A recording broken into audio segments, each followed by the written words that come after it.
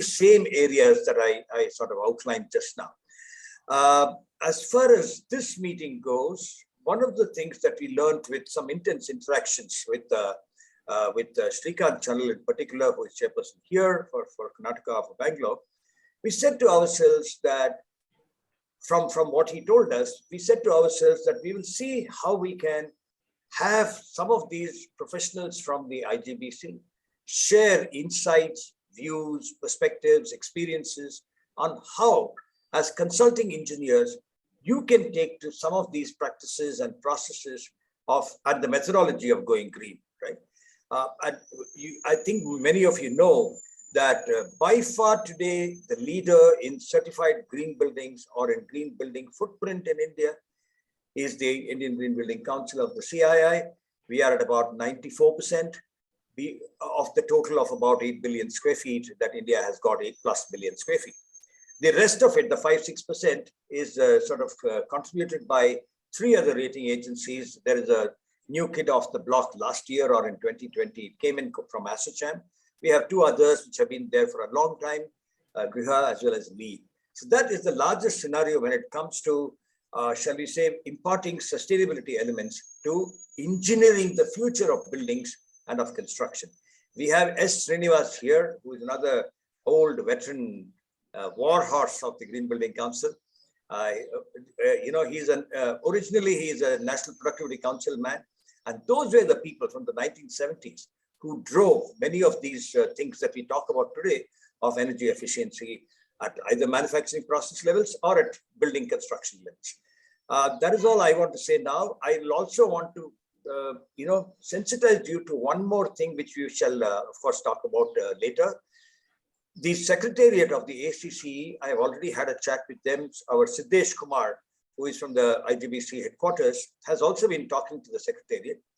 We will be inviting you or sending you the invitations to the ACCE Secretariat for multiple other, shall we say, presentations that are being made on net zero energy, net zero water, and net zero directions by various chapters and stalwarts of architecture as well as of engineering in the IGBC itself.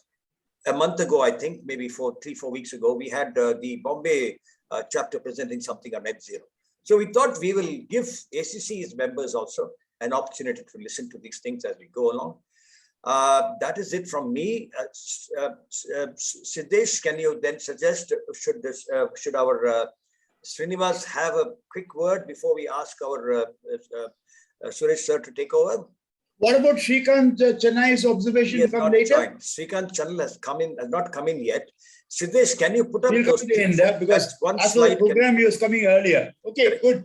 Siddesh, good, no problem. Can you put up that slide so that we share among all the attendees the context of what our Vasudev and Suresh will be speaking about? Siddesh, can I request you to put up that share that screen of the deck itself? Yes, sir. Just thank you. Srinivas is having some trouble. Yeah. No, the basic sets of points that Srikanth Channel put up. That one. Yeah. Sir, I have joined. Oh, wonderful. You have joined. Very nice. Good afternoon. Yes, you're on the right time. Yeah, he is also. Yeah. Can you put up that set of slides? Srikanth, I was after that. Thank you. Thanks to your mail, what happened to us is we set about rethinking some of these modes as to what and who we will invite and what kind of themes we will have. So I thought for the benefit of all the members here, 60+ of them who are present, that I will show this thing that our Srikanth Channel sent to us, I would think about 3 weeks ago after the last session. He said, look, if I'm a member of ACCE, these are the areas in which we will want to see if we can enrich our experience, our knowledge, and see how we can internalize, assimilate some of these elements into our own practice. This is essentially what Srikanth told us. And I'm not reading it, but you can see what he is talking about. You can see elements of zero energy concept, zero waste also. Of course, we have today 2 rating systems. One is for net zero water. There's another one for net zero energy. I won't say much about these ththings. We have Vasudev and Suresh here today.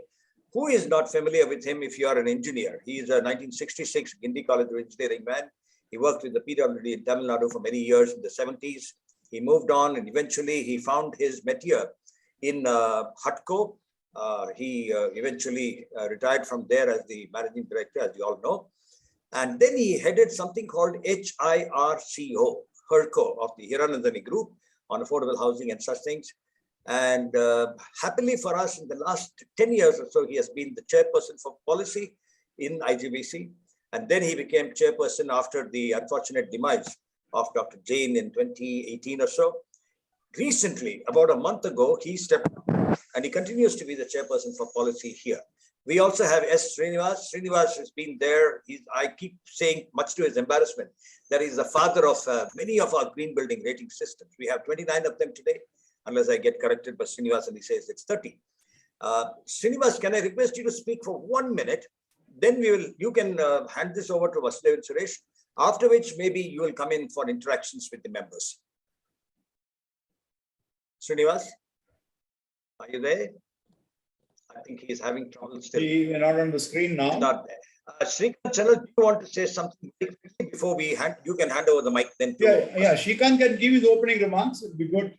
Sir, thank you, sir. Thank you. Thanks for giving me this opportunity.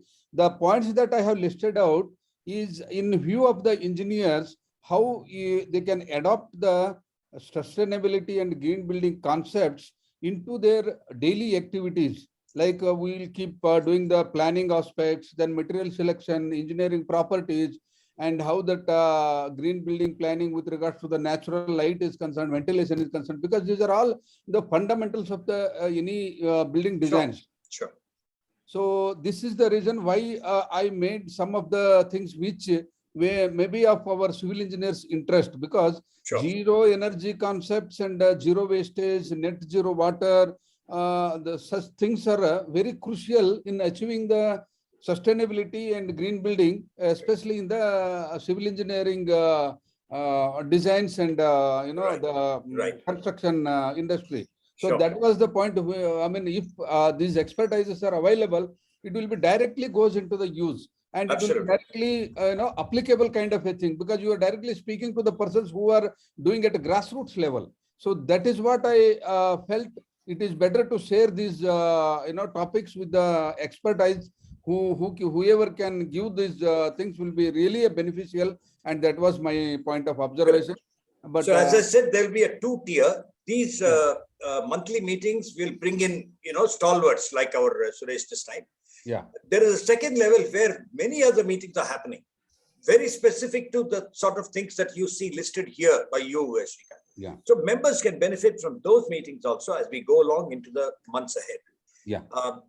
Can I then now hand this over to our... Yeah, please, sir. Please, sir. Thank you. And we are very eager to hear from our stalwart V. Suresh, sir. Over to you, Suresh. Sureshji.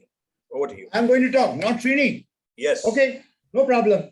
Yeah, Srinivas will join. I think he's not. Okay, very happy. Good afternoon to all the wonderful delegates who are from the ACCE, one of the finest organizations that we have pan-India, with a very large membership of civil engineers, consulting civil engineers from all over, and great amount of work being done by them. And I'm very happy that they've taken a wonderful theme of this whole issue of Clean Green City theme and sustainability dialogue being started. Thanks to Chandra for taking the initiative. I find former President Ajit Satnis is also there. A special greeting to him also to participate, plus all the other roughly 80 delegates who are already there now hearing this particular one. While I have a formal presentation coming shortly, but in as much as Chandra referred this through a mail and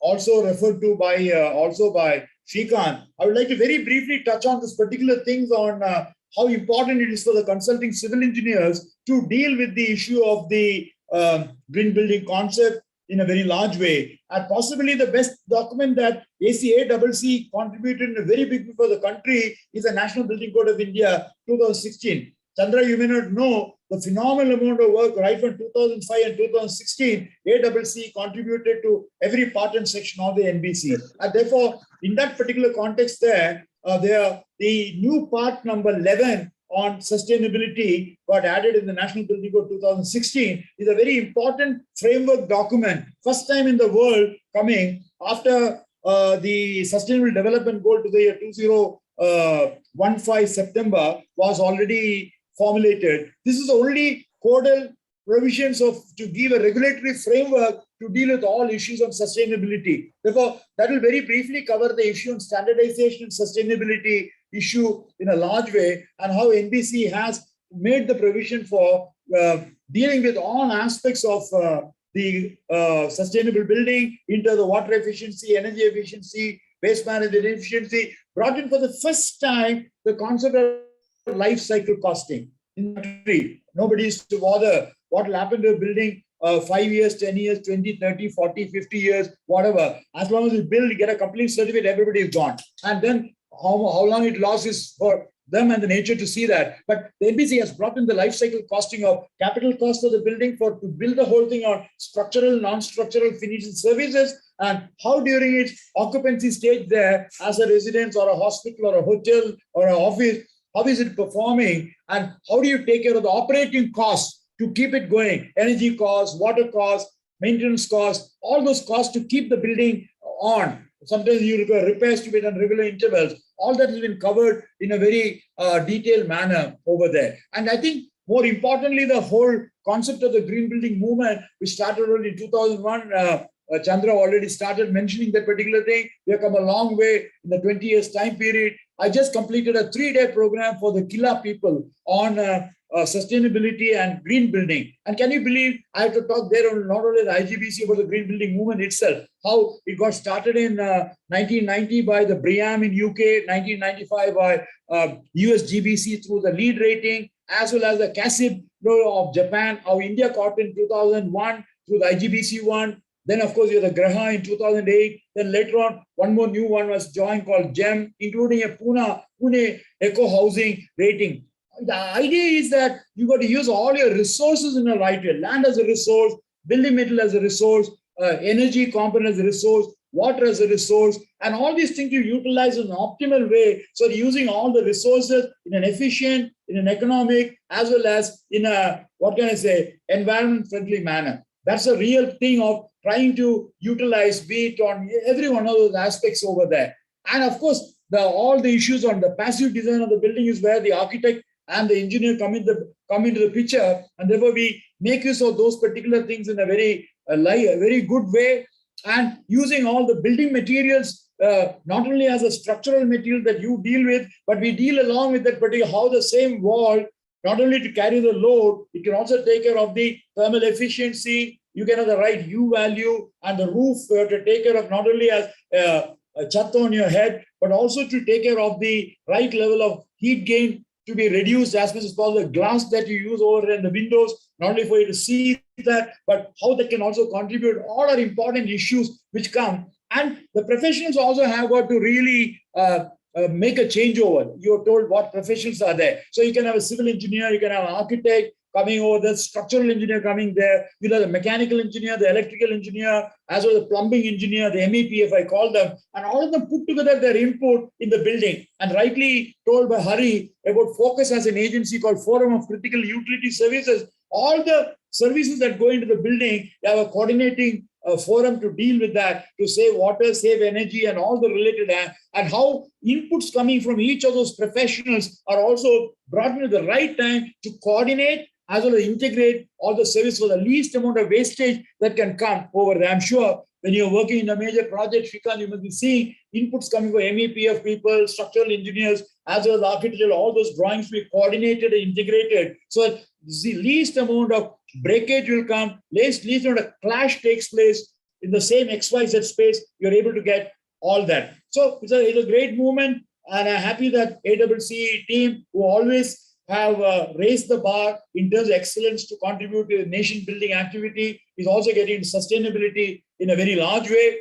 And that is why the new stream of professionals coming can be an architect, can be a civil engineer, can be a mechanical engineer, electrical engineer, but a green building professional is all rolled into one. So with basic degree of engineering that you have, or architecture, or mechanical engineering, you can get all of them as accredited professional, or IGBC accredited professional who understands you may not be a mechanical engineer, but you'll know many facets of a mechanical engineer. You may not be an architect per se, but those planning design issues will come in the passive design there. Similarly, electrical. So these professionals are also contributing in a big way. And the last one before I get my PowerPoint presentation is that we have got good recognition.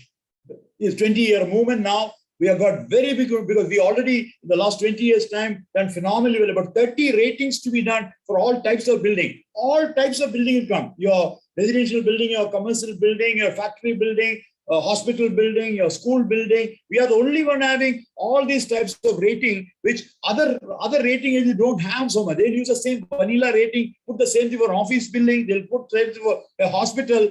Unlike IGBC, depending upon the amount of water used, the energy used, waste generated, we also try to identify the green building rating applicable to each classification or asset classification of the building. That's something unique. And then you should be very happy, since ACCE also deals with infrastructure in a larger built environment. You deal with stadium, you deal with city infra in a large way. We have gone building to the built environment. That's where IGBC again has scored in a big way than other rating agencies, that we cover at the level of a small layout level, at the level of a campus level, at the level of a neighborhood level. We even deal at the green city level. So we can deal not only at one single building coming, plus also the whole city can be covered. So we have a rating system to cover all that. And more importantly, the one connecting all that mobility related issue, we have ratings to cover metro stations, all the 630 metro stations of 11 metro companies all over the country are all IGBC rated through our rating system. And we did the rating first.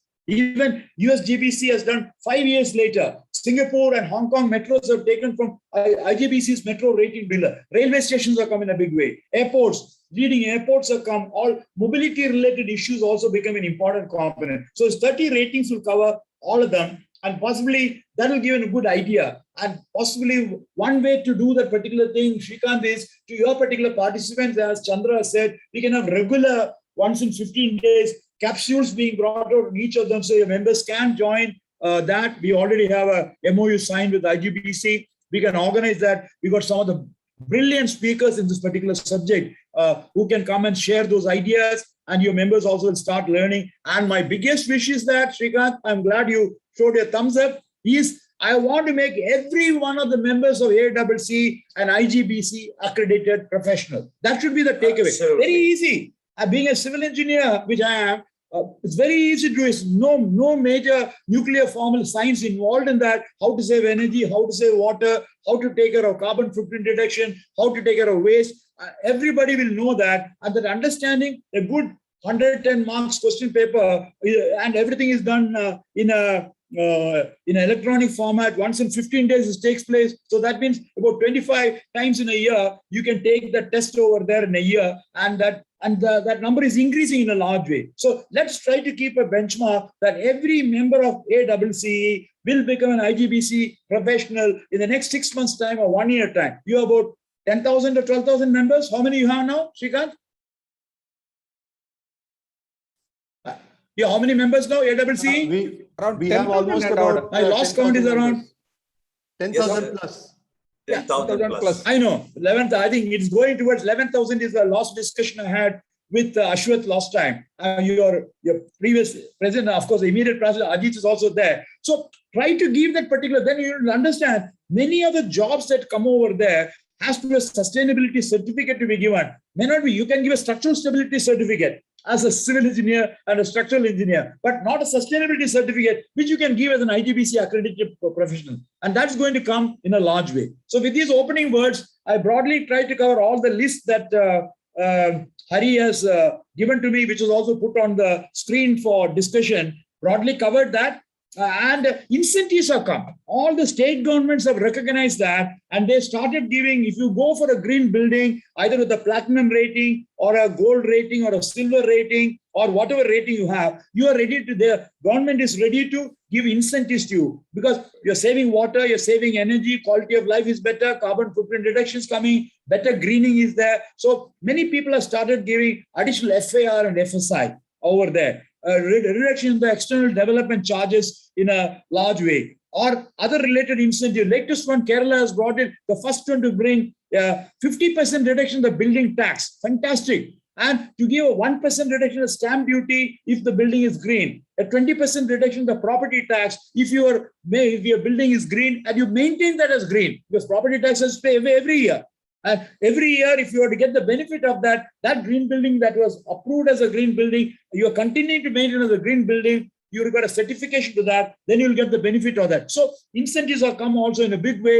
And as a result of that, large number of builders, developers, and professionals are getting into the green building movement increasingly. And therefore, you're at the right time for the ACCE members to get into this movement, to get a new brand of professionals to come out of that. So with these opening remarks, can I run my presentation on the screen? Please do, Since today's particular theme is on zero energy concept, so I will not touch on other aspect of green in this. I'll only talk on that. Please can I have the presentation first? Yes. Siddesh, please share the screen. Do you want to share me the screen of that point, sir? No, the main deck. Yeah, you just gave me the deck, the 20 slides. I'll rush through like a... Yeah, Siddesh, yes, sir. What you tried to share earlier, the first deck, the full deck, please share that. Only on the energy one, okay? Yes, zero sir. energy. Yes, The full deck. What you first yeah, said? yeah. 1 Please. second, sir. Yeah. I'll take around 10 minutes to complete that. That will make a lot of sense to the members. So then... Yeah, there it is. Yeah. Very good. Put it on the full screen. Yeah. View mode. That's it. Wonderful. Thank you. Very good. Yeah. Next slide. What is a net zero energy building? Very important. Very simple. Designed to have the lowest energy demand. How do you reduce the demand for the electrical energy? You pay the electricity bill there. How that comes down? High energy efficiency being brought in on every one of the lighting to be done or power to be done. Various areas where the energy is used. How to air conditioning. Various area, how do you do it during the design and operation? And therefore, overall energy requirement is met through also partly through renewable sources, solar, wind, and other forces there, than just the fossil-based energy. You're happy the Honorable Prime Minister for COP26 made an announcement. 50% of our energy, around 550 gigawatt, is now going to be through renewable energy by 2030. Phenomenal. Just 8 years from now, we have 125 gigawatt now of renewable energy now. To make it 550, a 4 times multiplier has got to come in a large way. And that can only happen if each one of your buildings also utilize the renewable energy in a big way. And we have a vision to deal with that particular thing. And that's already given there. The next slide there. And advancing the whole component. Please go ahead, forward. Siddesh, you got to be very alert. Move forward. Where's he gone? Hello? Yeah, correct. So we are trying to give today what can be done by 2030. Why 2030? Sustainable development goal to the year 2030. We have to achieve all the 17 goals to be achieved by that time. Then you also put a larger one, 2050, which is an important thing because the whole world wants to have the decarbonized one. So least amount of carbon dioxide emission should go into the air by a series of action in the building construction sector, in the transportation sector, energy development sector, all of them. I don't want to go into that particular detail there, but there's a large plan already identified in this area. Next slide, please. Siddesh. Hello. Yeah.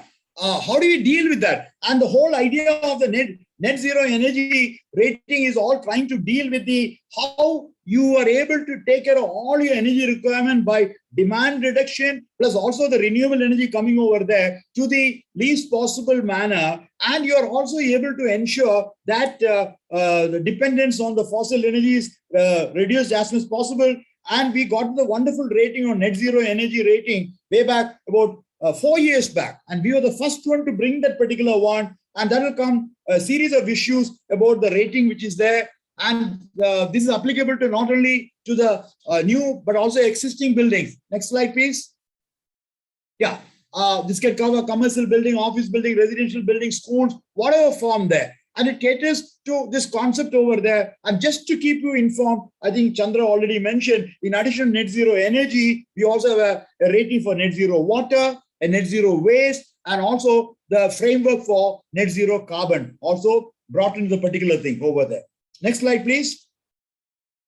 100% offsetting of grid energy using renewable energy sources. Not entirely possible, but part of it can be done by reduction in a very large way. For example, if you take the Cochin International Airport, they require about 40 megawatt of energy there, but they're already paying out 45 megawatt only through the renewable energy. So they get back not only all, they don't go to the grid at all, they get all the energy requirement being covered by the whole renewable sources. They can also give back some of that's net positive scheme over there. And our rating addresses both these aspects in a large way through passive design, which the architect and the civil engineer can do it, and what the mechanical engineer and the electrical engineer can do through all the energy consuming installation and ancillaries over there. And therefore, the whole details, you will just try to get an idea on that. And it inspires the projects to higher energy efficiency. Even otherwise, even without a net zero, every project of IGBC rated project saves from 34 to about really 50% of the energy, maybe a little lower level in the case of some building. But if you take a data center, the saving can be as high as 70%. So that's the type of energy use coming, etc. So it's a very major component that we keep in line with not only the National Building Code, but also the latest Energy Conservation Building Code, ECBC, that are brought out by the Bureau of Energy Efficiency, which has got a lot of inputs in that. We are also participating in that. And there's a good opportunity, therefore, to see how this can be done. Let's try to see how to do that. Next slide will give an idea. If I want to have a net zero building, what's your plan of action? And all of you engineers will be very happy. See, many things can be done in your passive design. Nothing to do with please go forward. Yeah, you're on the right track. Passive design, which is the architects who, the space planning of rooms coming in area, that what do we do for your walling, what do you do for your roofing? So your orientation and the envelope of your building will completely decide how are you going to plan the building by which get the best of solar energy in terms of the orientation of the building over there, the solar path analysis, the envelope design to deal with the walling, roofing, and the heat gain coefficients to be done, etc. There are a lot of interesting features. How do you deal with that? What do you use for the walling? What is the roofing? What is your walling material? Are you using material with the least amount of U value? So these are the new words you'll suddenly get into operation now. Building materials have U values as well R values. And how do you have those particular values of thermal conductivity or heat gain coefficient, other related one, and heat transmission through glass, etc., are all scientifically taught to you, and that's already being done. And it can't be either done by neither an architect or the mechanical engineer. So civil engineers have to get used to that particular thing in a very large way. And the second one is active design in a very large way, which will be coming through purely by energy to be saved. Energy to be saved in your air conditioning, in your lighting, in your auxiliary appliances, your heating microwave, your refrigerator, everything, all your implementing item, including your laptop, etc., etc. And then whatever saving you do around that, in any case, as I said, 30 to 50%, in any case, we are doing that through that particular method, energy efficiency through these items. In addition to that, renewable energy to be also brought in instead of the other energy. So on-site renewal, you can put it in your own building there, or you can also get from an outside source who is providing the renewable energy. So it's a combination of this chart will give a good idea how do you achieve net zero. So net zero energy building in summary, next sheet will give an idea. Next slide, please. 75% through energy efficiency and 25% through renewable. So you don't require everything to be done. If you are able to make the 25%, the renewable energy 25, 30, 40, then you make it as much better. You become an energy positive building, like what our own building in Hyderabad is all about. So our whole idea is to do that is to bring is energy efficiency improvement. Next slide, please. Through the envelope measures on the roof assembly, wall assembly, glazing. I mentioned a little of that particular thing. And also the air conditioning, lighting, and other appliances. Let's go through in a minute detail how it happens that. And that I very briefly mentioned the U value for roof assembly. U value is for R, no? Is for the R value is for the roof assembly, not U value. U value is for wall. Am I right, sir? Srini?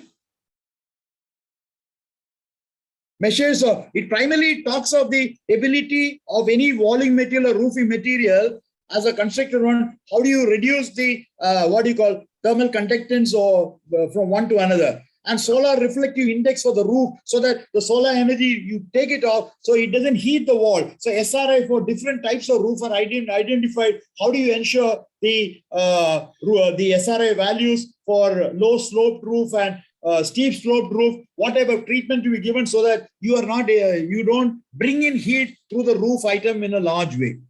And to just give a what can I say, a simpler answer to the particular on wall assembly, how do you do that? And similarly, I told you methodology is there. Similarly, glassing index. They also got different types of glasses which are thermally efficient. You also have the solar heat gain coefficient to be brought in, and the light transmission value, visual light transmission value called VLT. So these are the new words to which you'll have to get. Next slide, please.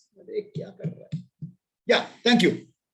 Tested U values of glass, these are all available. Now, you will now be talking not just a glass. What is the VLT value of visual light transmission? What is solar heat gain coefficient? We try to use that in such a way you get the light in, but not the heat in. You get the light in, but not the glare in. So that's an important component that we will have to see in a very large way. Let's go forward to the next item, which is the air conditioning. Everybody knows air conditioning is a must required for the building. Now, if I ask Srikanth, in your own house, what ton of an air conditioner have you put in your bedroom or your living room, Srikanth? I'm sure 1 ton or 1.5 tons air conditioner. Do you put that? Am I right? No, sir. Air conditioning I have not put, but I have made some clay tiles over the terrace and. Good. So that means you have done the SRI. You have done passive design. You don't require. But normally, otherwise, in a air conditioning building over there, the standard thumb rule is 100 to 200 square feet per 1 ton of air conditioning is what is normally done. But now we have got technologies by which you will be able to get air conditioners which can even cool up to 600 square feet, or even latest Infosys building has got air conditioners which can go out even 1,000 square feet of cooling coming. Yes, we can hear you, sir.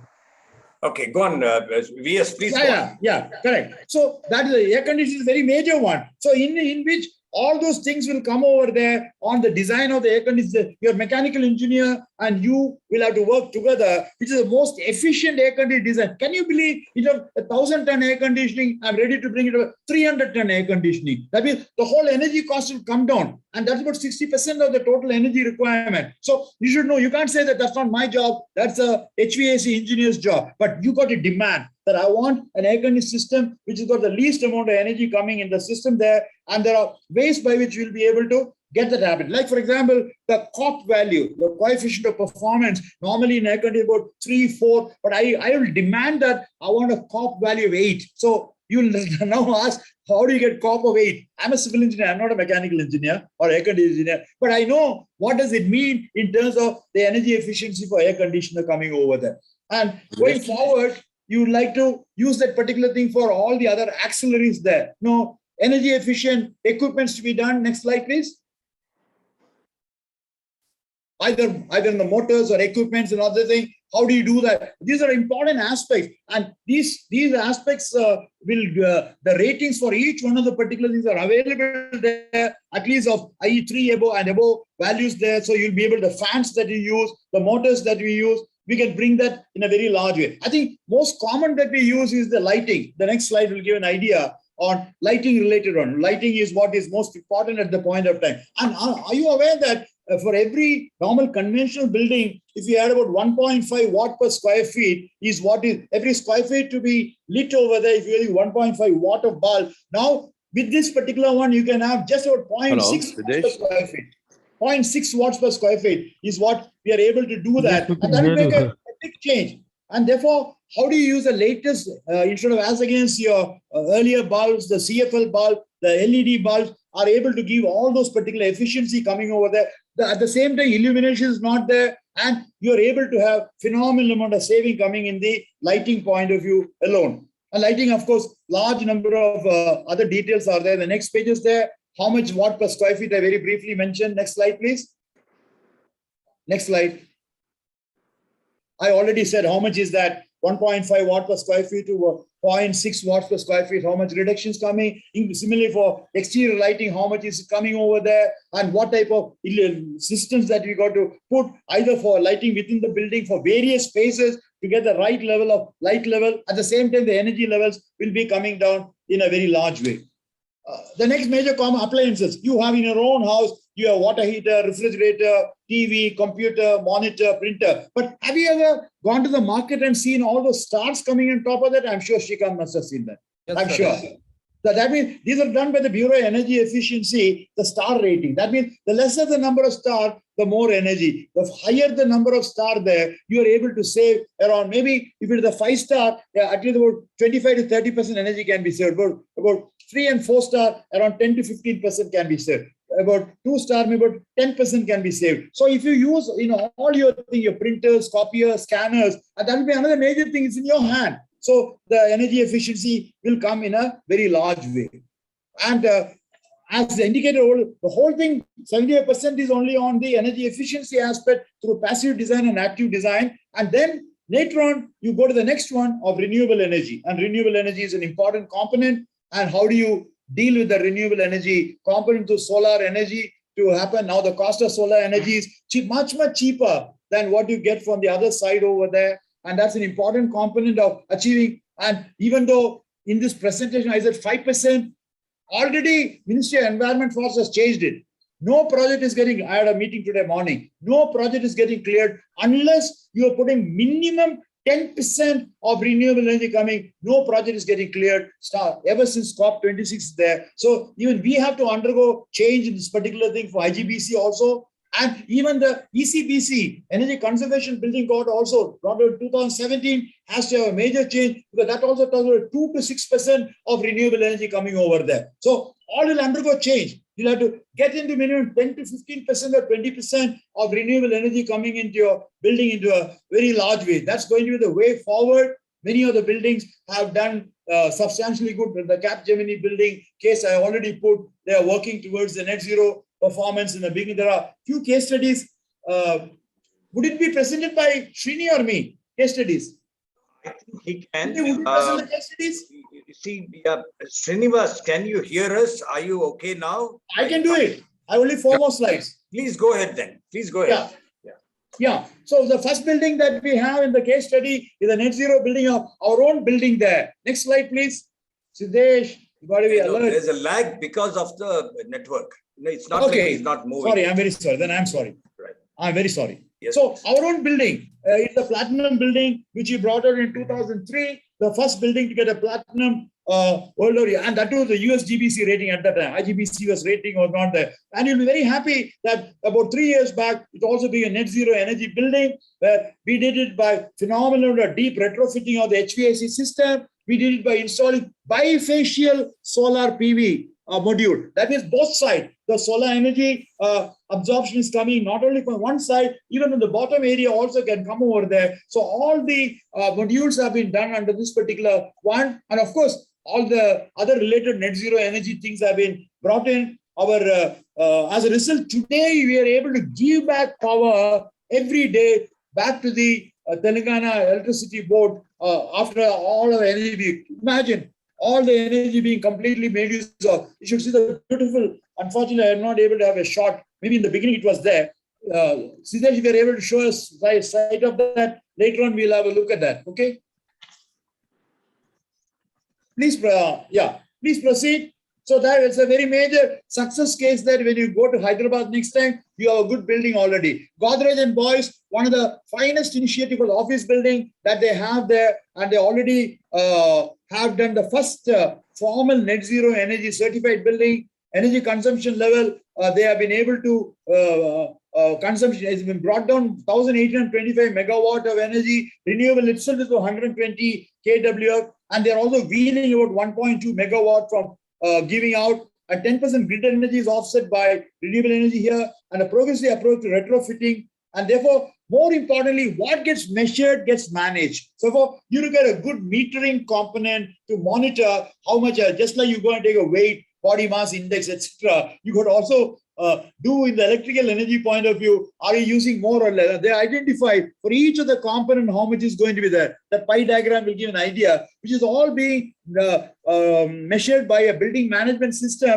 which continuously keeps you an idea on which is going, lighting is taking, and also bring a lot of sensors. You do want to put in all building does not have the same lighting. If occupancy is not there, reduce that lighting. So light level of lighting control machine is also there to deal with that. Like street lighting beyond after 12 o'clock till early morning can be much lower. So the ways by which you can bring all that down. So it's very important is to also get the right inputs. Let's get on to another building like a warehouse. I told you about our own office, then Godrej Boys. Warehouse is an important component which is done by Globicon Terminal. First warehousing with net zero platinum, 100% energy requirement are met with rooftop. Fantastic. Give them a clap.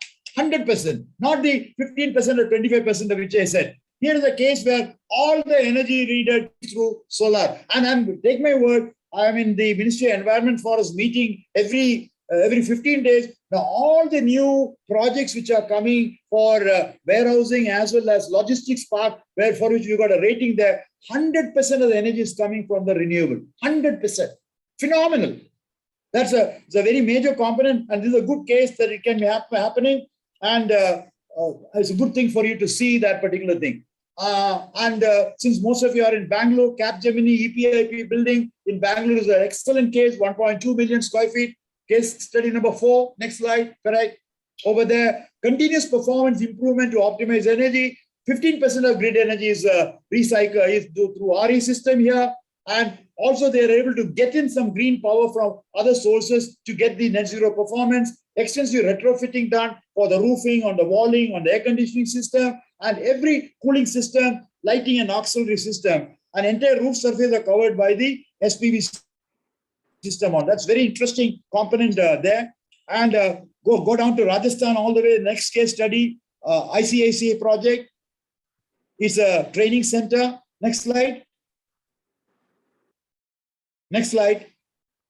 Yeah, here is a good, excellent. This is one of the rural training institute, but done by the ICICI Foundation. And we are very happy that Naturally Ventilated Training Institute, Net Zero Energy Platinum, they have got that already. Energy is optimized by energy efficiency measures. Annual energy consumption level has been indicated. And the rooftop solar PV is also indicated. And they also bring in addition to that, though directly not relevant, the sewage treatment plant, they don't require energy for that. Otherwise, you require that. So they use to take saving in that they put phytoremediation system to deal with that. So you should know wherever energy is needed, you can bring it down.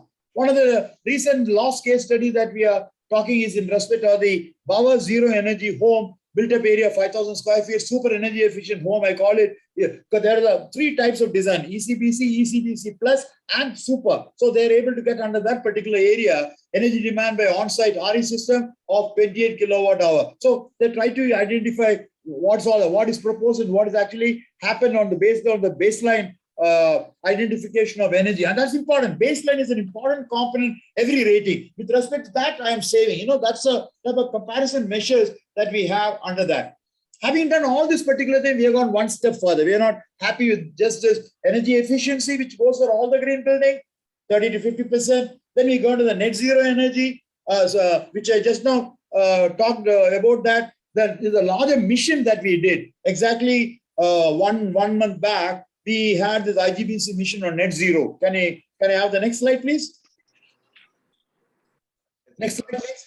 Yeah, there you are. That's it. Yeah, that's called the IGBC mission on net zero. Very, very important. And this launched on 22nd of April 2002. How could we do that? Because we already had a rating for net zero energy. We had a rating coming for net zero water, net zero waste, and also now net zero carbon. So all the 4 areas put together is what we are working on. So that's a higher level of excellence coming. Your normal building to go green, I can have some saving coming. Some only energy, net zero, something can go. But if we are able to all this put together, we are elevating our built environment to a very higher level of application one. India to become one of the foremost countries, even though the whole world is going for 2050, I just thought you should indicate India's socio-economic development today over there. You can't do that. Why I'm telling you can't do that? Energy is used not only in the operational energy, not the energy through fan or light or air conditioner or refrigerator, but embodied energy of building material. That's also an important component when you want your glass to be used. So, and we had a large number of people who signed for this particular one, and we got the okay from so many agencies like to develop the roadmap for it, design and construct work, how do they transform, how do they monitor and verify, and to collaborate with Government of India. So to get them all working together. I'll come back to the operational energy in a minute. So let's close that. Summing up, it's a combination of energy efficiency through passive and active design, I told you just now, and renewable energy to come in over there. And operational energy costs, how do you save that? Through both the on-site and off-site system, and you have a good management system to measure that very well. And there's an excellent opportunity consulting firms like you to facilitate. So I would very strongly advise most of you give comprehensive consultancy, not only for structural design, you can also deal with the other green building consultant to give comprehensive consultancy for everything. Incidentally, as I said, in the program that I just now did in Kerala, they got in a new stream of people called BEEE, Building Energy Efficiency Expert, BEEE. Those are the people who can help you, along with a combination of the architect, engineer, and the mechanical, electrical engineer's knowledge level. Only on energy efficiency level, they got this particular. Why are they doing that? ECBC has become mandatory. ECBC, otherwise a recommendatory document. Nobody says that you have to do it, but now from the new document which has come over there, nobody in Kerala can have any building plan approved. Building plan approval will not come unless you have the compliance for the Kerala State Energy Conservation Building Code coming in that. So therefore, what I'm trying to say, something will come by a force, a stick will be necessary. Sometimes you can give a carrot through incentive. All this can happen over there. It's a multi-pronged approach where people on their own start doing it, something through force and law, etc., etc. But the idea is going net zero, according to me, at the end of the day, not only makes an abundant business sense and environment sense. Climate change agenda in a very large way. I think we are coming to the close of our presentation, if I'm not mistaken. Sure. Am I right? Yes. Is it the last slide? I think so. That's right. I think so. We got a brief idea. I went through at a super fast speed to complete that, so you'll have a lot of time for interaction and discussion. Yes, that's the very idea. Absolutely. Yeah, and that's why I went through very fast. I would just tell one point, and I'll talk very brief. One point, very briefly. Building materials consume a lot of energy. If you want to have a ton of steel, if you want to have a ton of cement, you want glass to be made, aluminum to be made, ceramics to be made, all of them also use a lot of energy. And really, in the ultimate level of the net zero decarbonized agenda, you have to work on that. Since we are still not there, and we can't say all our energy will also be not through thermal energy, but we'll do only 50% we are trying to do by 2030. With all these complexities, our Prime Minister has rightly indicated, we'll come to the decarbonized net zero carbon one, not by 2050, but by 2070. That's the commitment. China has decided doing 2060. Depending on the socio-economic developmental stage into which each country are, they can pitch that. Developed countries are small in number. They've got all the money available, resource available, technology available. They are able to do by 2050. But we will achieve that net zero for carbon achieved by 20. But we'll work towards that. So we are taking 2-3 phases. One, what is that we can do? Phase 1 up to 2030 by sustainable development goal to be achieved, including as much amount of renewable energy. In line with what India is doing, 50% of all your energy will have to be renewable by that time. Number 2 is 2050, which the global benchmarks are kept over there, and India's own global level of 2070, or you have a short term, a medium term, and a long term agenda to go in that. And you're all at the right stage, Shrikant and the ACCE team. Oh my God, we are 128 people hearing this presentation. I'm so happy. I've been waiting for you to, you've done this. I'm happy. Anything more you want to add before we No. I'm closing. I do the best time for us to work together. It's a rapid fire. I told you, if you make all your members our IGBC We will accredited get there. professional, We'll get that there. is will You know, make each okay. one of you professionally value added. Yes, thank you, BS. Ajit Sabnis, I know you understand a whole lot of these things. Your doctoral thesis itself was on sustainability and structurals and so on. You come from a very deep context of, working on buildings. Ajit, are you there? Can you? I'm here. Sure. I'm Okay. listening. The question to you is this: in all that he presented in his wonderful rapid fire, delivery, the equation to all our participants here, and many of them are non-ACCE participants here, as I gather today. The equation is from energy to carbon. If I were to take, let us say, 1 cubic meter of concrete, we are talking 2.4 or 2.3 tons of carbon. If I'm talking a 100,000 square feet building, as you know, we are talking at least 4,000 meter cubed of concrete. And into 2.4, you know what the numbers are, 10,000 tons of carbon for just one building of 100,000 square feet. How do you relate, therefore, energy to carbon? If India has got this target of low carbon, what can building industry do? What can ACCE do? Ajit Sabnis, over to you. So I personally feel, first of all, I think as you rightly put it, it is really a kind of a rapid fire presentation, as it has always been with Suresh sir.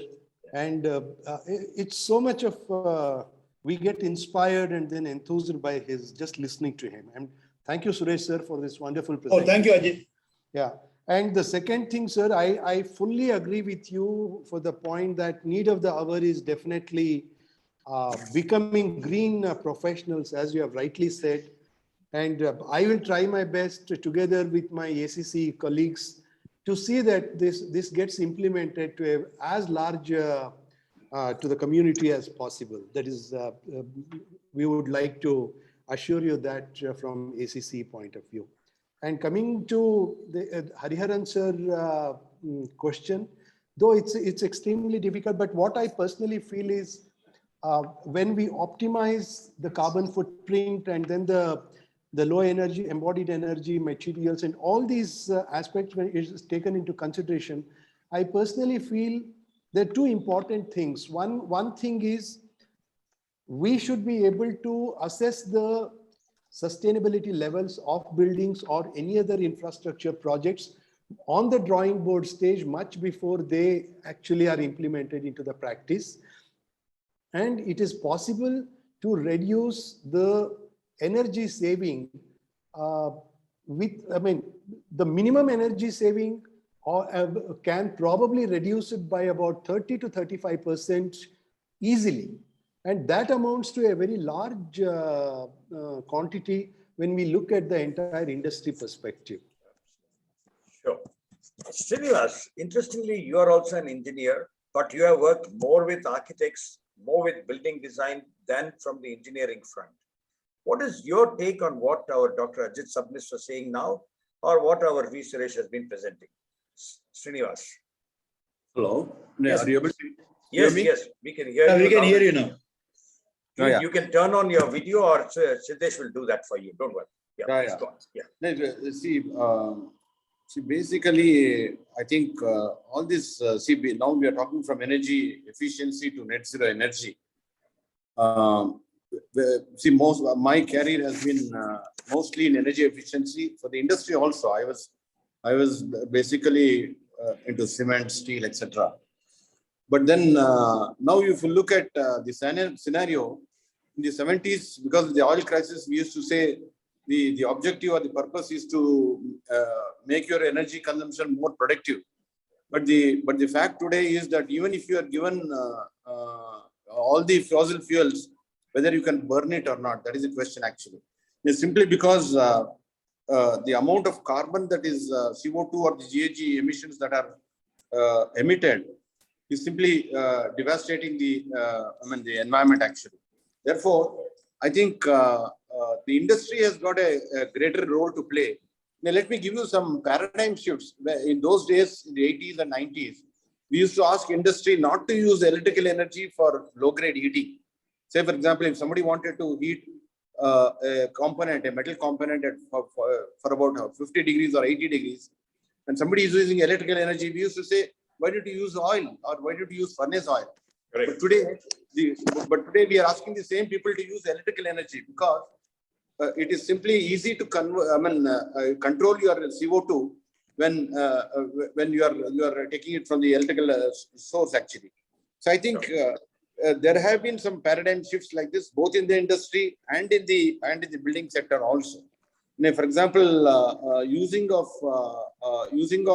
electrical energy for hot water applications, which we used to say it's like using a AK-47 to kill an ant. Correct. That is the comparison we used to say. But today, with the same energy auditors, we say that why don't you use electric energy to heat your hot water also? Correct. So I think the industry is also, it's preparing to take this paradigm shift. Sure. In terms of all the heating applications, converting them to electrical energy. Because but the question is, where does all this energy come from? The renewable energy, we have our own challenges in terms of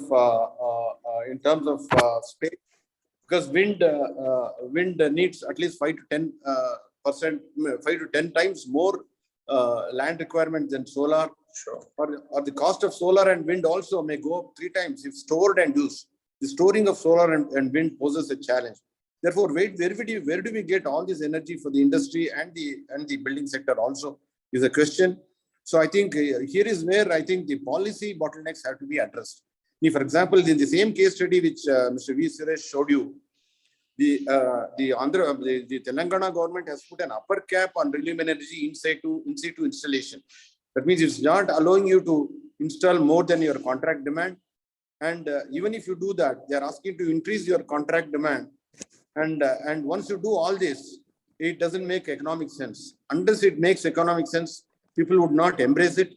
In fact, we calculated the payback period for our own building. It comes to about 19 years. But if the government doesn't insist on this increase in contract demand and the upper cap on the renewable energy installation in situ, the payback can be about 8 or 9 years. Okay, so there are issues of policies, Srinivas, but let me put it this way. If I am a consulting engineer today, there are 3 things that I would like to know. One is, since about 2015 or 16, as a member of the ACCE, I can actually certify drawings, architectural drawings I can certify, not just an architect, okay? So if I am going to be designing a building, what are the 3 basic things you think I should remember as a consulting engineer professional certifying the sanctioned drawings of a building? Number 1. Number 2 will be, I am most consulting engineer, of course, there are mechanical engineers too here. They work on what you called energy, that fine distinction you made between energy productivity and energy efficiency, which means now, how do I take what Dr. Sapni spoke about? Srinivas, this is for you. Yeah. How do I ensure that my building drops 50% of my construction water and bring structural efficiencies in a way that I've dropped dramatically the carbon equation on the building? Third one, how do you make me as a consulting professional understand, if I have got 3 clients, 5 clients, that equation between energy and reduced carbon? 3 questions. Over to you. Yeah. No, see, basically, I think Mr. V. Suresh spoke about this. See, if I were to ask to design a building for net zero carbon, I wouldn't do it by installing brute renewable energy. I would, the first step that I would do is to get to the lowest energy demand, and 10 megawatts per million square feet is what we used to talk about 20 years back. But today it's about 7 megawatts per million square feet. So I think in terms of the envelope, in terms of the orientation, in terms of all the technologies that you would like to use in the building, say be it variable speed drive or a high COP chiller, or the lighting efficiency, which Mr. V. Suresh spoke about, 0.6 watts per square foot. All these things have to be integrated into the building. And today it's easy to convince about things like variable frequency drives, simply because 20 years back, people used to I agree People used with to you. gun it down, but today it's that much easier. For example, let me turn to Srikanth channel. For instance, heat pumps. Our Srinivas spoke about electrical power to hot water. Now, you know that heat pumps has almost become a default in many buildings if you are going to professional consultants for your energy planning. What is your take, Srikanth channel? If I am a consulting member of ACCE, what are the basics you believe I should learn in order to be effective for my client in my practice? Sir, basically, I would like to mention certain things during the planning itself. For example, our age-old Vastu parameters, if you take into account, our India falls on the northern hemisphere. And based on that, the planting of the trees, the shadow should fall on the this thing and all those orientations and how the things should take place. That is number one. Number two, the lesser energy requirement as such, the orientation of the building. See, what kind of a air we require when we need it. The air requirement that comes, specifically the requirement comes during the summer season.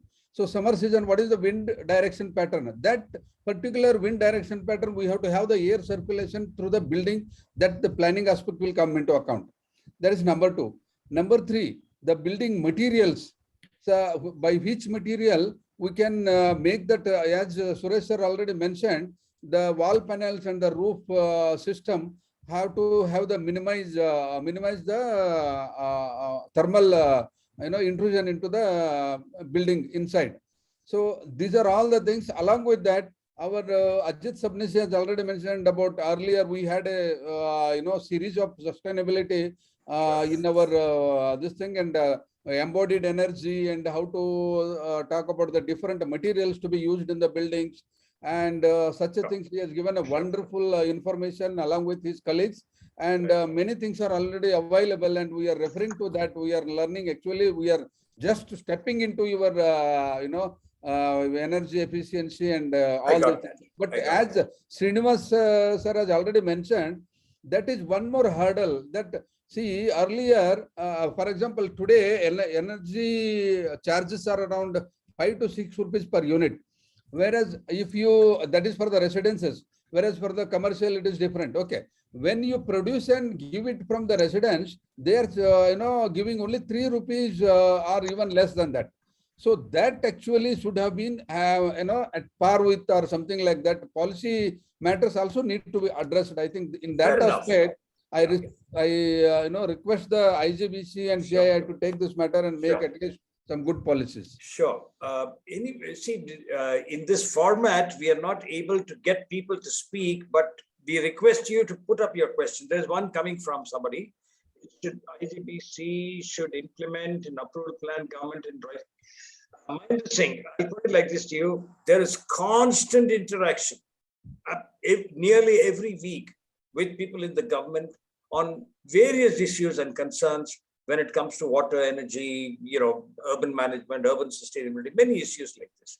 Srinivas, do you want to take that question from Mahendra Singh on the chat box? He says, IGBC should implement, or whatever, it should implement an approval plan and government in writing, he says. I don't know what he means by that.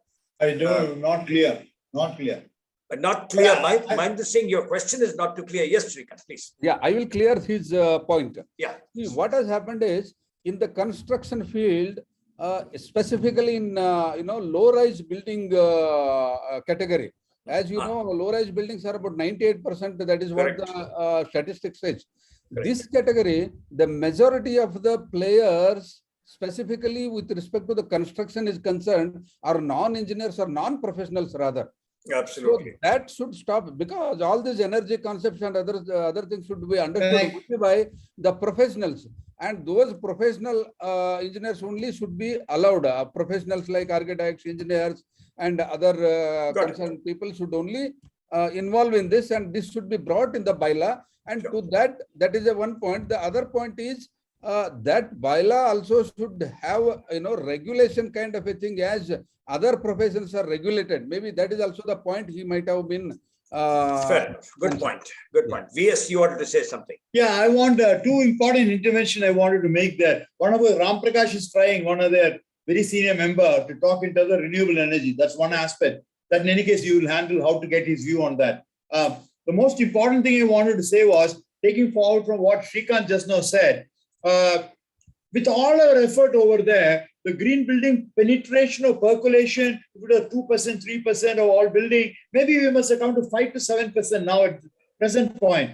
Our idea is to go at 10, 15%. So the Kerala government has decided that in addition to what IGBC can do, Graha can do, other rating USGBC can do, etc. In addition to that, they want to democratize that in a little more larger way to see that the sustainability principles are brought into all the buildings in a large way. Like, for example, the single-storied or two-storied, more than 80% of the building being done, which are Aam Aadmi type of building there. How to incorporate that? Therefore, I just thought I'll bring to your notice an important component. So Kerala state government has brought out this latest document, a 24-page document, wherein this new incentive of giving for building tax and stamp duty reduction and also property tax. Along with that, they also gave a checklist-based tick mark approach. If you have done this one, which will cover effectively all the prescriptive method on site planning, on water efficiency, energy efficiency, each one of them, they have identified a very nice document which can be applied. And they say, of course,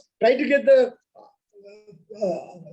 help of your architect or your engineer, consulting engineer, to help you do that particular thing. In any case, they will submit a building plan to get an approval of either for the KMBR or a KPBR, municipal building rule. Building rule. So use that. So it's a good aspect that he said to make the spread of sustainable building from the form. But they said for this type of thing, whatever incentive levels are given for formal certified green building agencies like IGBC, etc., these type of effect, they'll get 50% of the incentive. If they get a 50% reduction in the building tax, they'll get 25. If the stamp duty reduction is 1%, they get 0.5. If the property tax 20%, they'll get 10%. The idea is to make this as a larger movement.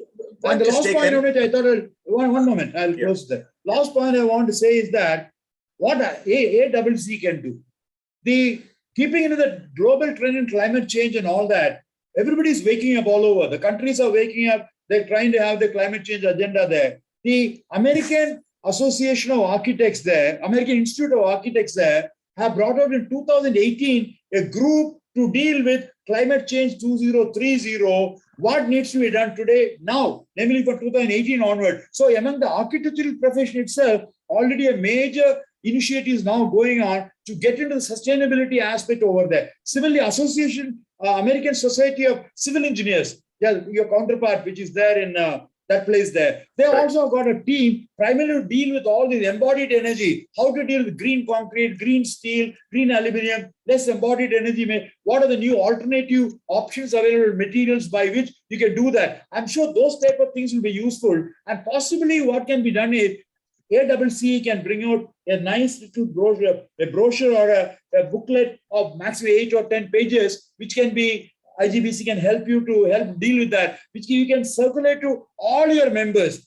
At least they will know at an awareness level, an appreciation level. So they'll start applying. They can keep on saying, kya karna on these aspects, the type of questions that Srikanth was asking. I would believe that there'll be a good step forward in creating the awareness in the present level where the only idea is bending moment or shear or deflection, moment distribution system. From that, to get into sustainability, new languages over there. Suresh, the question is, you're already going to a point where I have succeeded in making my building efficient on energy or water. You are talking to people here, probably, there are lots of them who are students here today for some reason. There is a decent smattering of engineers also, ACCE members also here. The question is therefore, if I am today practicing the way I am doing for the last 15, 20 years, how do I approach my client and his building or her building in a way that I bring down their capital cost, if I can, or I maintain the capital cost, while I reduce their operating cost, while I reduce their embodied water and energy for the project itself. Srinivas, do you want to take that? Give some specific solutions. I will give you an example of how you can do. For example, as our Srikanth Channel said, 97% of our buildings are low-rise. If you go to any civil engineering program, Dr. Subnis is also teaching in many of those places.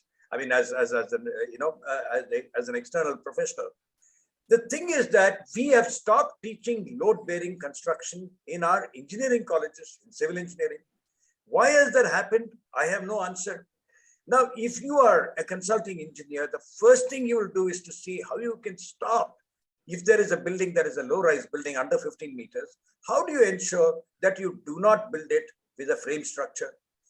The moment you do that and you make an evaluation, I'm talking to all of you who are consulting engineers or members here of such professions. What happens is you drop dramatically your carbon, of course, your embodied energy on steel and concrete. There are ways you can build without plastering today. Srinivas is sitting in a house, I am sitting in a house where there is plastering both sides. How do we stop this? And yet we can do buildings that look as conventionally, aesthetically the same as those buildings that we are all seeing. Only you can see Suresh's building is built by Lorry Baker. All the others are regular conventional structures. I have no problems with conventional structures. I'm only saying you have to find ways of making for greater efficiency on concrete and steel, and then everything else. Srinivas, you want to speak on it, or anybody who wants to give some specific solutions for people? I can't hear you. You have to unmute yourself. You have to unmute yourself, Srinivas. Yeah. Yeah, I think, suppose I am a consultant talking to the owner of a building. Correct. I would explore all kinds of things that I can do in the building without getting into the cost first, because I would look at the life cycle cost. And for example, I would insist that the building should be designed for electrical load of less than 7 megawatt per million square feet. The operational consumption should be less than 100 units per square feet per year. Can we look at technologies other than the conventional high CO2 chillers? For example, the radiant cooling, or say, for example, the geothermal cooling, or the simple evaporative cooling for certain hot and dry climates, which can work at 1/3 the cost of your conventional air conditioners, actually. So I think in terms of fans, all the centrifugal fans, I would insist on variable speed drives, because the power is proportional to the cube of the speed for all the centrifugal equipments. As also the pumps, wherein you can save a lot of energy, because no matter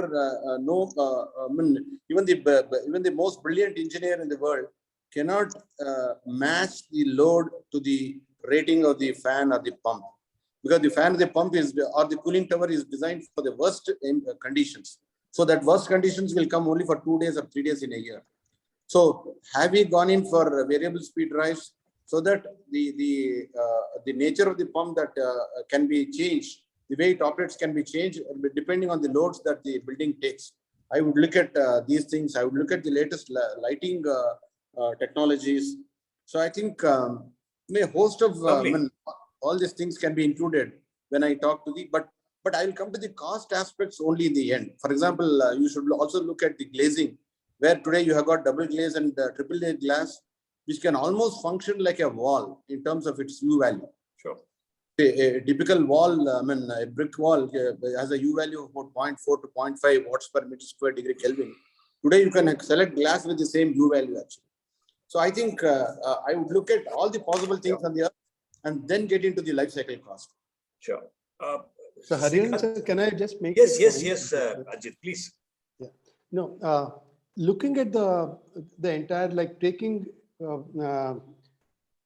considering still that 95 to 96% of them are low-rise buildings, which essentially cater for the domestic real estate part of it. See, if you really see what has happened is in the entire life cycle of a building, all these for example, this 20, even if we focus on this 98% of the buildings, what is most important, in my personal opinion, the lighting, the energy consumption throughout the life cycle of the building after construction, and it is the post-construction phase of the building till the demolition stage. More or less, it is streamlined as of now because of the efficient gadgets which are available, the lightings, the bulbs, the apparatus, and even the kitchen, everything, most of them are streamlined. And if you actually look at the entire, and if you take the entire energy consumption during the post-use life cycle of a building, that is actually averages out much less than during the construction period. In percentage wise, if it almost works out to be 25% of the total consumption happens in the first 3 to 4 years of the construction phase. Absolutely. The rest 75% will happen throughout the life cycle of the building. So which means to say that, and there is also a phenomenon of this carbon spike, which happens only in the construction phase of the building. If you don't mind, Ajit, I'll stop you for a minute there. See, this, what you said just now, between the capital cost of spending, meaning as energy goes, and the operating cost, if I take, say, central air conditioning, let's say I've gone for a more efficient, cost-wise efficient, water-based chiller plant for a 100 TR system for a building of, let us say, some 7 lakh square feet or so. It won't take so much, about 2 lakh square feet or so. Now, you know what happens? The capital cost for setting up this HVAC system is, if it is 1 rupee, the amount you spend per year on your air conditioning bills will itself be about 1.2. When you talked about it, you are coming from construction costs and the carbon and energy spent on it. In HVAC, it is a killer. This is the problem with HVAC. Srinivas, you want to add to that? But see, suppose you do a pie chart in terms of where all this 63%, 60% will go on HVAC. Yeah, it will go on the operating cost, not on the initial cost. So, Ajit, to take that example back again, if I have, let us say, an IT park, let us say 1 lakh square feet I've got, typically what happens, about 20 to 22 rupees per square foot is my O&M cost. 20 rupees I'll take. That means 250 rupees per annum. 250 if I take, in 7 years I've spent 1,500 rupees. You took only 1,500 rupees to build the entire building. Do you see what I'm saying? Yes. So no, Mr. Hariyan, see, that's what, if you take the life cycle cost in terms of the initial cost and the operational cost, the operational cost through the life of the chiller will be 85 to 90%, whereas the initial cost will be only about 5%. Correct. So, exactly what I'm telling him. You're right. Therefore, the operational efficiency becomes much more important than the initial cost. Correct. Okay, there's a question from somebody, Lakshmi, I think. I'm doing a project at college level in name of designing elegant but economical, affordable to realize housing for all. Can you suggest tips on how I can justify using the concept of net zero energy? That's his question. Who wants to take this question? Lakshmi is the lady who is asking this question. Srinivas, if you can't see a chat box, I'll read it again. I'm doing a project at college level. Yes, please. I want to see that I go for net zero energy. VS, can you answer that question for Lakshmi? Yeah, I'm just trying to see the question. I just opened the chat box. Okay. If you want to go to net zero energy, Correct. The first thing that I would do is reduce all your... Lakshmi has just saw it. Okay. I have a project college in the name of designing... Srinivas is answering. Srinivas is answering. Can you suggest how I can justify... VS. Come on. VS, Srinivas is answering. Go on. Okay. Srinivas, go ahead. Go reply. Colleges, it is much more easier to do a net zero college building than a commercial building. Because the number of operational hours itself is less. Correct. Therefore, if I were to take that exercise, I would first see how I can reduce the energy demand itself in the initial stage. So, can I do all the passive measures like orientation, like insulating the building, and all kinds of passive measures that I would look at. Correct. And then get into the active measures like what I told about technologies, variable speed drives, pumps, efficient pumps, lighting, etc. Okay. And then look at operational efficiency, because as somebody said earlier, those days 20 years back, 5.5 to 6 COP was the maximum, but today you can even 7 and 8 COP also. Correct. But the last thing, after doing these two, the last thing I would look at it is install your renewable energy, so that your installation of renewable energy itself will be lower. And can you tell them the difference between what you said earlier. What is net zero energy rating? What is an energy efficient building? What is a net zero energy building? What is an energy efficient building? Can you explain? I think we already answered that, no? No, he has not actually, in ways that Lakshmi has to understand. That is answered. 30-50% is now. Every green building will have a energy efficiency coming over there. But in this particular case, the total energy component, we are able to get down to the 100% level. Instead of normal 30% saving or 40% saving. That is energy efficient in large nature. Up to 78% is what will happen in net zero energy building. So that will be the change happening. That's the outcome. Ultimately, him how he will do. Zero, the amount of energy that you generate in your building should be slightly higher than the energy that you consume, so that you should be able to export that power to the grid if required. Then it becomes a net zero building. After doing all that we said, see if the equation comes to a stage where the energy that you generate in the building is slightly more than what you consume through the year. That is the concept of net zero. I hope the listeners have understood that.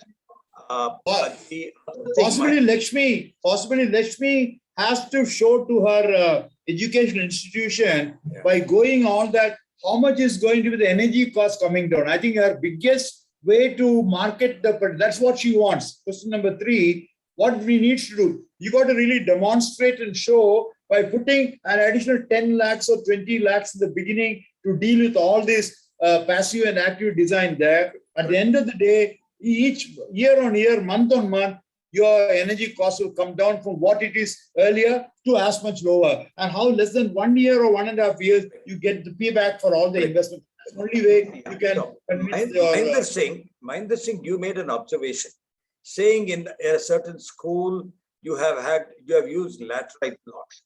Now, let us not, like another good friend of ours from IGBC says, red is not necessarily green. Now, if I go with, for instance, you can see our V. Suresh's house. It's an exposed brick masonry kind of structure that he went for at that point in time when he built. Now, laterite, if you wanted to use laterite in Bangalore, you're saying this building is in Pattur, laterite has to be brought all the way from the west coast, from say Kerala. Transportation cost goes up.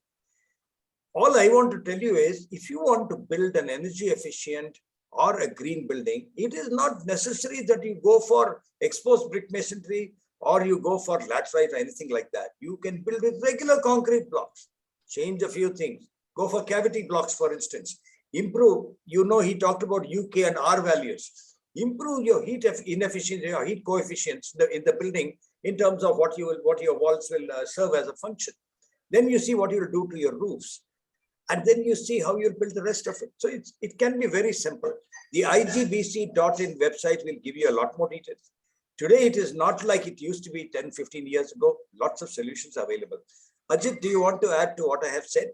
Anything that you will want to add? No, nothing, Hariharan. Thank you. Nice. We are at 1 hour, 29 minutes. I think it is time for, concluding notes. Unless we have something. I think we have had some decent numbers of questions, not too many, but enough of them. Dr. Ramprakash, my apologies that you could not speak. Srikant Chanral, can I request you to see that you wind up this session and also lay expectations for this wonderful collaborative relationship that is now evolving between IGBC and ACCE. Over to you. Thank you, Hariharan sir. It was a wonderful lecture by our veteran V. Suresh ji, and we always his speed and other things to match. It is always difficult to follow him during this thing, but very good lecture, and I think members have got a very good information, and hope the people are going to adopt it. Engineers, ACCE specifically, on behalf of whom I am having this attendance, and hope they will get benefit, and at grassroots level they will take it up. And thank you very much. We'll see you again in the next session. Thank you, sir. This closes this edition. We'll have one more. The next edition will come up on the same time, third Friday or so of the month. We will take it forward. Srinivas, you wanted to say something? No, I think you have anchored the session brilliant, and thank you, Mr. Arian, for that. We have to thank Dr. Sabnis, who originally initiated this idea. When I wrote to him, he immediately, in less than 15 minutes, I must take a side swipe at him. He does not respond very quickly on mails usually, but that day he put it back there. He put Srikant Chanal, he put the national current president, and people like that, and it moved. In less than a week, Srikant is a very dynamic, proactive person. He made the collaboration happen. So the marriage is deepening now. The honeymoon is over. We have to see how we can grow. How to work together, and we will. Thank you, Suresh, also. And to all of you as members there, let me tell you that we will send out to the ACCE Secretariat all the meetings, all these presentations that our various city chapters are holding. And we will see that we come back to you. Thank you, Lakshmi, for asking those questions. We hope to see you here in future editions also of the City Clean Green City series. Thank you so much. Thanks all of you. Thank you. Thank you.